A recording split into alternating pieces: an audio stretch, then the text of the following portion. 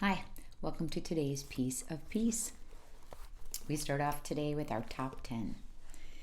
And I write the Cardinals singing out. I'm writing the top 10 things that I have gratitude for. I actually went and got a little journal and some pens for my guys and asked them to do this for a week and then check in with me to see what they're seeing, if anything's changing. I asked them to continue it for another 30 days after that, and we'll see how things go. But I was, my gratitude rested in the cardinal singing outside. I got to open up my windows and my screen door and let the cooler air in today. Oddly enough, the traffic noise was something I had gratitude for because it seemed like something semi-normal. Instead of such the silence in this time of our stay-at-home orders and COVID. And I was grateful, had gratitude for a late night walk with my husband and our conversation over cleaning the dishes after dinner last night. I was grateful that in my time with God, He shows me my value and my worth. I was grateful that my son and his girlfriend could come down to the memorial site for Mr. George Floyd.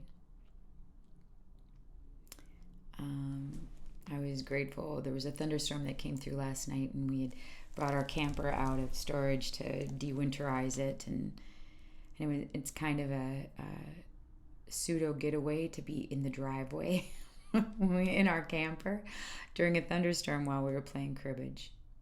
I just wanted to let you know I won. My husband thinks I'm really horrible for saying that. I was grateful because we ended up calling both of our fathers after our cribbage game. And we talked to his dad, who was horribly hard of hearing, yet we enunciated our words very clearly and he could understand. And it was just delightful because he's in an assisted living place and no one's been able to go see him. But he's doing okay. And then we contacted my dad, which we did on an app called Duo. So we could do like a video call with my dad, but I think we looked at his forehead the entire video call. But it was delightful to hear the two of them. And that was a great amount of gratitude for me. And then I sent a picture to a person dear to me who had, I felt the Lord prompt. I have this picture on my wall in my bedroom where Jesus, with his nail-pierced hand, is holding a lamb that's just like nestled into his neck. And you can see the look on the lamb's face as it's just so secure there. And Jesus' love for this lamb is just incredible. But sent that out to encourage this particular person in my life and express how Jesus loved him. I had written out a little prayer like, Lord, I've handed out these journals, and I really had put a charge to my men, because all my guys are grown now and not one of them is a child anymore, but I still call them my guys, and ask them to write out their top 10 gratitude every day.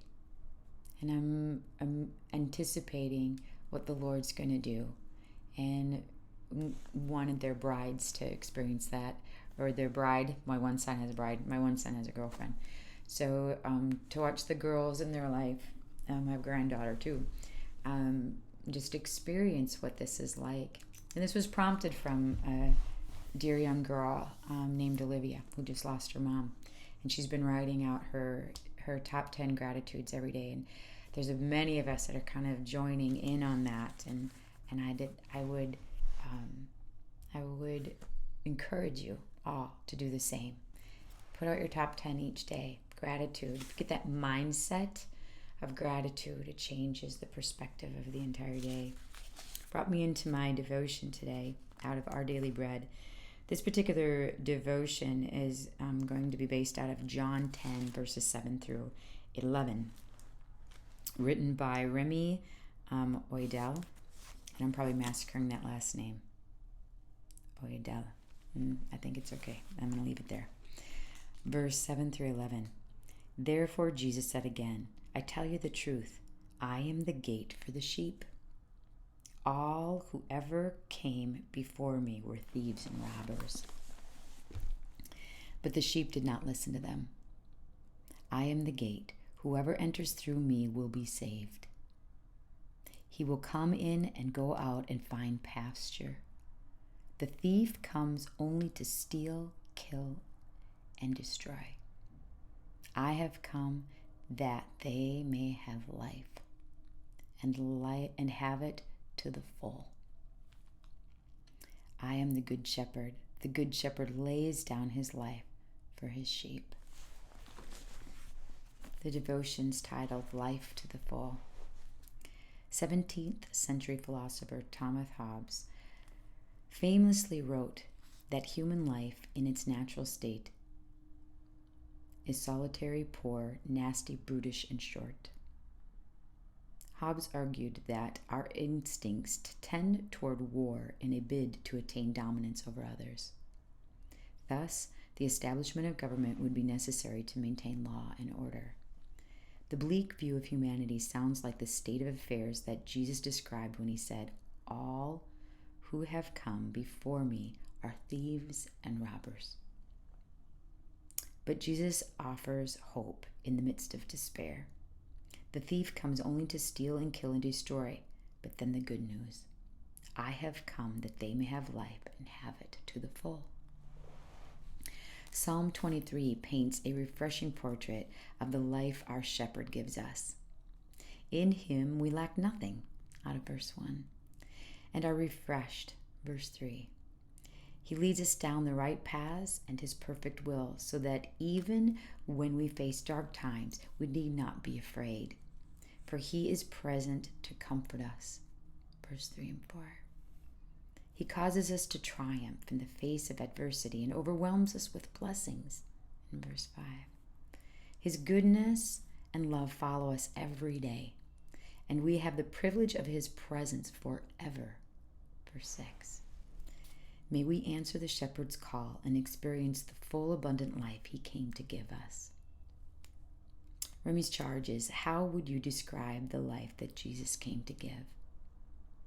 How can you share this life with others?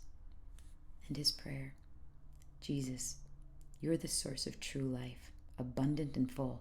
Help me seek my fulfillment only in you. That really does depict what we've been speaking about in just setting aside our idols and the things that we've gone to find security, and to only hone in and stay very close to Jesus as he guides us through these tumultuous times. But that he wants to come and give us life to the fullness of life. Not what we go for false security or false life or false comfort. He wants to give us the real deal. That brings us to Jesus Calling. Sarah Young's book. Download her app or order her book. He wants to give us the real deal. Those top 10 gratitudes keep us in present to what the blessings are around us. Not the lies of the enemy, not the discourage of the enemy, not a rumination of what's wrong, but what is true, what is right, what is good, what is holy. Sarah Young writes from the perspective of God speaking to us, and this is what it says today. I am the firm foundation on which you can dance and sing and celebrate my presence. This is my high and holy calling for you. Receive it as a precious gift, glorifying and enjoying me as a higher priority than maintaining a tidy, structured life. Give up your striving to keep everything under control. An impossible task and a waste of precious energy. My guidance for each of my children is unique. Each one of us is so different. My guidance for each of my children is unique. That's why listening to me is so vital for your well-being. Let me prepare you for the day that awaits you and point you in the right direction. I am with you continually, so don't be intimidated by fear. Though it stalks you, it cannot harm you. As long as you cling to my hand, keep your eyes on me, enjoying my peace in my presence. There's today's piece of peace. God's blessing.